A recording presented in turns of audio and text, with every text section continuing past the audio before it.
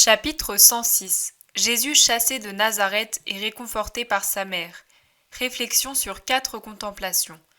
Le 13 février 1944 au soir. Je vois une grande pièce carrée. Même si je comprends qu'il s'agit de la synagogue de Nazareth, comme me le dit celui qui m'avertit intérieurement, j'emploie ce terme car il n'y a que des murs nus, peints en jaune, et de côté une sorte de chaire. Il s'y trouve également un pupitre élevé avec des rouleaux posés dessus. Pupitre, étagère, je vous laisse choisir le mot approprié. En somme, c'est une sorte de table inclinée montée sur un pied et sur laquelle sont rangés des rouleaux. Des gens qui prient, pas comme nous, mais tous tournés d'un côté sans joindre les mains, mais à peu près comme un prêtre à l'autel.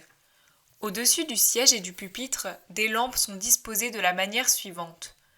Je ne vois pas le but de cette vision qui demeure ainsi un certain temps sans changer, mais Jésus me dit de l'écrire et je le fais. Je me trouve de nouveau dans la synagogue de Nazareth. Cette fois, le rabbin fait la lecture. J'entends sa voix monotone et nasillarde, mais je ne comprends pas les paroles qu'il prononce dans une langue qui m'est inconnue. Dans la foule se trouve aussi Jésus en compagnie de ses cousins apôtres et d'autres qui sont certainement eux aussi des parents, mais que je ne connais pas. Après la lecture, le rabbin tourne les yeux vers la foule, comme en une muette invitation. Jésus s'avance et demande à tenir la réunion aujourd'hui. Je l'entends lire de sa belle voix le passage d'Isaïe cité par l'Évangile. L'Esprit du Seigneur est sur moi. Et j'entends le commentaire qu'il en fait en se présentant comme celui qui apporte la bonne nouvelle, la loi d'amour qui remplace l'ancienne rigueur par la miséricorde, afin qu'obtiennent le salut tous ceux dont la faute d'Adam rend l'âme malade et par contre-coup la chair, car le péché engendre le vice, et le vice la maladie, même physique. Et aussi pour que tous ceux que l'esprit du mal retient prisonniers obtiennent leur libération. Je suis venu pour rompre ces chaînes et rouvrir le chemin du ciel, pour donner la lumière aux âmes aveuglées et l'ouïe aux âmes sourdes. Le temps de la grâce du Seigneur est venu.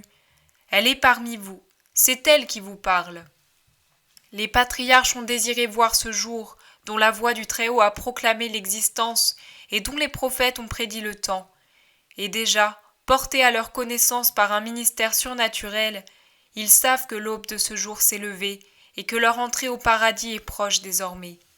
Elle exulte l'âme des saints auxquels il ne manque que ma bénédiction pour être citoyens du ciel. Vous le voyez, venez à la lumière qui s'est levée, dépouillez-vous de vos passions, afin d'avoir l'agilité nécessaire pour suivre le Christ. Ayez la bonne volonté de croire, de devenir meilleur, de vouloir le salut, et le salut vous sera procuré.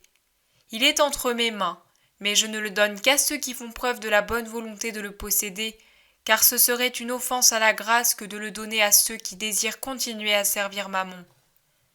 Un murmure s'élève dans la synagogue. Jésus tourne les yeux vers l'assistance. Il lit sur les visages et dans les cœurs et continue. Je comprends votre pensée. Parce que je suis de Nazareth, vous voudriez une faveur spéciale, un privilège. Mais cela, c'est par égoïsme de votre part et non par la puissance de votre foi. Aussi, je vous dis qu'en vérité, aucun prophète n'est bien reçu dans sa patrie. D'autres régions m'ont accueilli et m'accueilleront avec une plus grande foi, même certains dont le nom est pour vous un scandale. J'y trouverai une moisson de disciples, alors que je ne puis rien faire sur cette terre-ci, parce qu'elle m'est fermée et hostile. Mais je vous rappelle Élie et Élisée.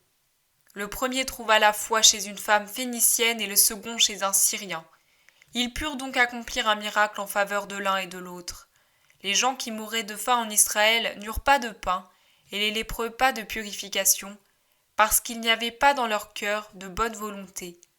Cette perle fine que le prophète avait découverte ailleurs, c'est ce qui vous arrivera, à vous aussi qui êtes hostiles et incrédules à l'égard de la parole de Dieu.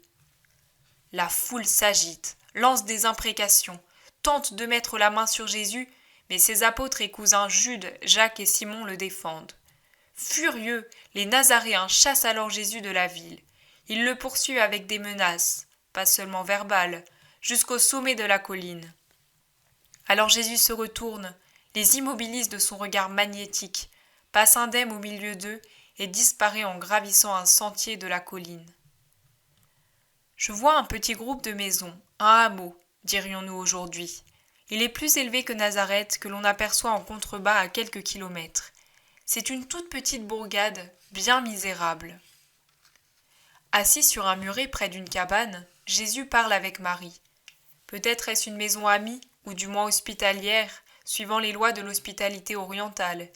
Jésus s'y est réfugié après avoir été chassé de Nazareth, pour attendre les apôtres qui s'étaient sûrement éparpillés dans le voisinage pendant que Jésus se trouvait près de sa mère. Seuls les 3 apôtres et cousins l'accompagnent. Ils sont rassemblés dans la cuisine et discutent avec une femme plutôt âgée que Jude appelle mère. Je comprends donc qu'il s'agit de Marie, femme de Cléophas, en qui je reconnais celle qui accompagnait Marie la très sainte aux noces de Cana. Ses fils et elle se sont certainement retirés pour laisser à Jésus et à sa mère toute liberté de converser à leur guise. Marie est affligée. Elle a été informée de l'incident de la synagogue et elle en est meurtrie. Jésus la console. Marie supplie son fils de rester loin de Nazareth, où tous sont mal disposés à son égard, même les autres personnes de sa parenté, qui voient en lui un fou qui cherche à susciter brouille et dispute. Mais Jésus fait un geste en souriant. Il semble dire « Ici ou ailleurs, cela se vaut, laisse tomber. » Mais Marie insiste.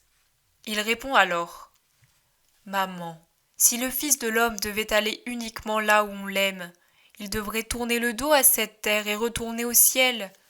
J'ai partout des ennemis, car on hait la vérité, et moi je suis la vérité. Mais je ne suis pas venue pour trouver un amour facile. Je suis venue faire la volonté du Père et racheter l'homme. L'amour, tu l'es, maman. Tu es mon amour qui compense pour moi tout le reste. Toi et ce petit troupeau qui chaque jour s'accroît de quelques brebis, que j'arrache au loup des passions et que j'amène au bercail de Dieu. Pour le reste, c'est mon devoir.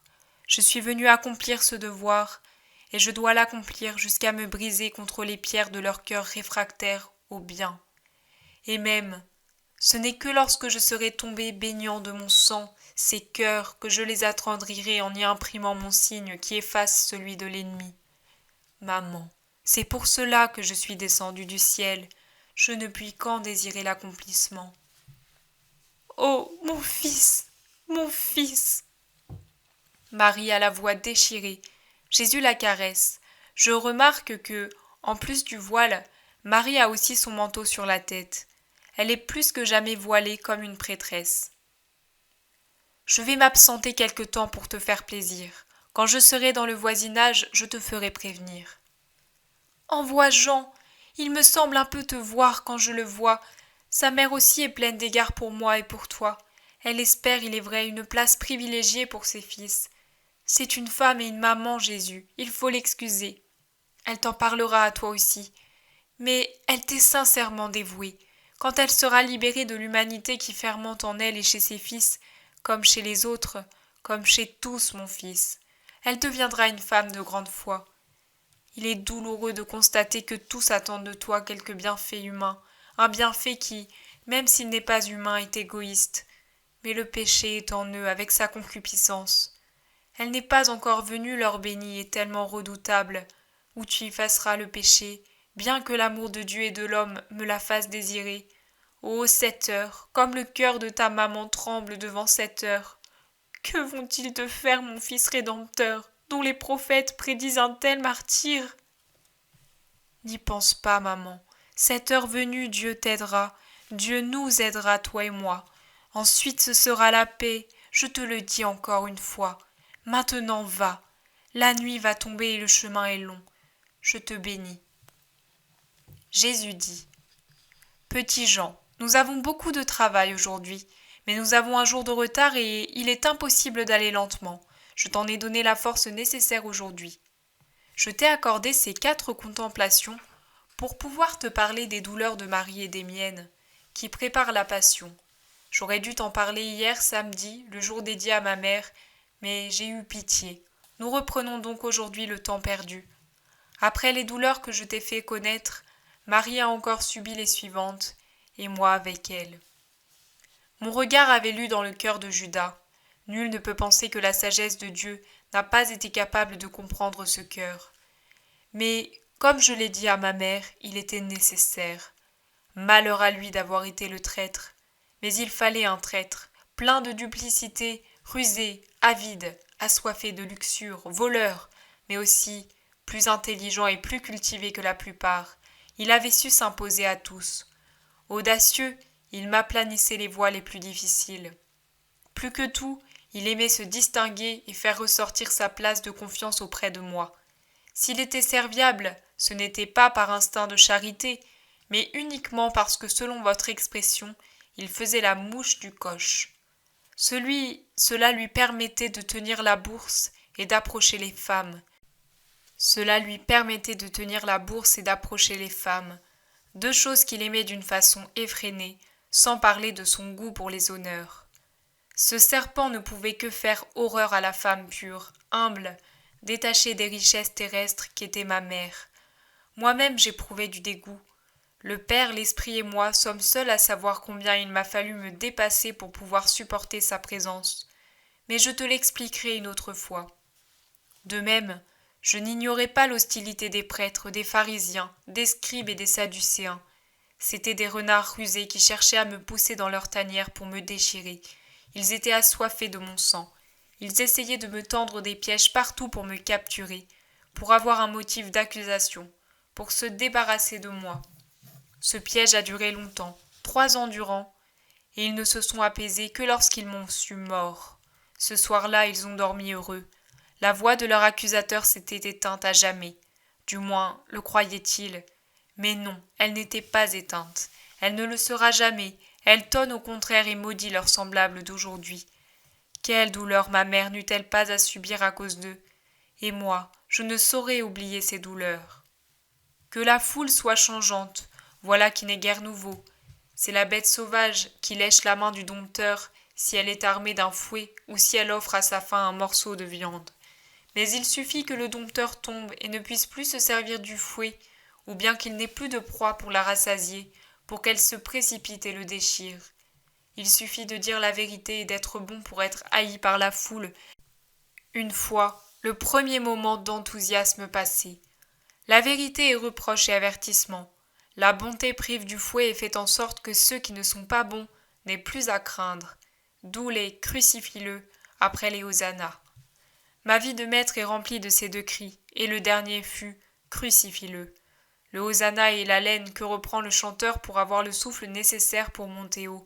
Le soir du vendredi saint, Marie a réentendu tous ces hosannas menteurs devenus hurlements de mort pour son enfant, et elle en fut transpercée. Cela aussi je ne l'oublie pas. L'humanité des apôtres, qu'elle est lourde. Pour les élever au ciel, je soulevais des masses que leur poids entraînait vers la terre. Même ceux qui n'imaginaient pas devenir des ministres d'un roi terrestre comme Judas Iscariote, ceux qui ne pensaient pas comme lui à monter sur le trône à ma place, si besoin était, avaient néanmoins soif de gloire.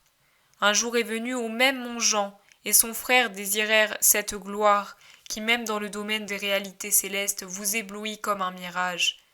Ce n'est pas seulement le saint désir du paradis que je veux que vous ayez, ni le désir humain que votre sainteté soit reconnue. Pour un peu d'amour donné à celui auquel je vous ai dit que vous devez vous donner tout entier, c'est aussi une avidité de changeur, d'usurier, qui vous incite à prétendre à une place à ma droite au ciel. Non, mes enfants, non. Il faut d'abord savoir boire toute la coupe que j'ai bue, entièrement, y compris sa charité témoignée en réponse à la haine, sa chasteté en réponse aux voix de la sensualité, son héroïcité dans les épreuves, son sacrifice par amour pour Dieu et pour ses frères. Puis, quand vous aurez rempli intégralement votre devoir, dites encore « Nous sommes des serviteurs inutiles, et attendez que mon Père, qui est aussi le vôtre, vous accorde par bonté une place dans son royaume. Comme tu m'as vu être dépouillé de mes vêtements au prétoire, il convient de se dépouiller de tout ce qui est humain et de ne garder que cet indispensable qui est respect envers ce don de Dieu, qu'est la vie, et envers les frères auxquels nous pouvons être plus utiles du ciel que sur la terre, pour laisser Dieu vous revêtir de l'étole immortelle, purifiée dans le sang de l'agneau. Je t'ai montré les douleurs qui préparent à la passion. Je t'en montrerai d'autres. Bien que ce soit toujours des douleurs, il a été reposant pour ton âme de les contempler. Maintenant en voilà assez. Sois en paix.